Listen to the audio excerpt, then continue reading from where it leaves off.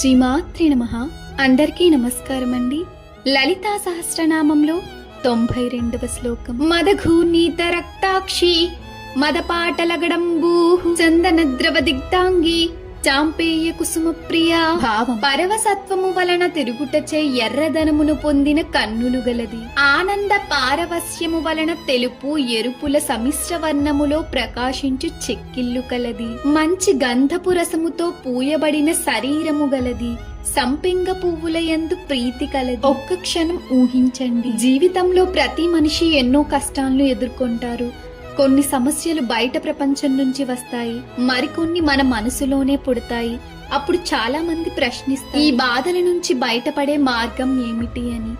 ఈ శ్లోకంలో అమ్మవారు ఆ సమాధానాన్ని ఇస్తున్నారు. ఆమె మధుమతి అంటే జీవితాన్ని తీయగా మార్చే జ్ఞానాన్ని ప్రసాదించేది.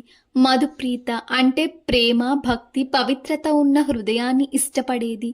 ఎలా తేనెటీగ పువ్వుల్లోని మకరందాన్ని మాత్రమే తీసుకుంటుందో అలాగే జ్ఞాని ప్రతి పరిస్థితిలోనూ మంచిని వెతుకుతాడు. అందుకే అమ్మవారు చందన ద్రవ దిగ్ధాంగి, చందనంలాగా శాంతిని, చల్లదనాన్ని ప్రసాదిస్తోంది. చాంపేయ కుసుమ ప్రియ, పవిత్రమైన ప్రేమ, సౌమ్యతను ఇష్టపడుతుంది.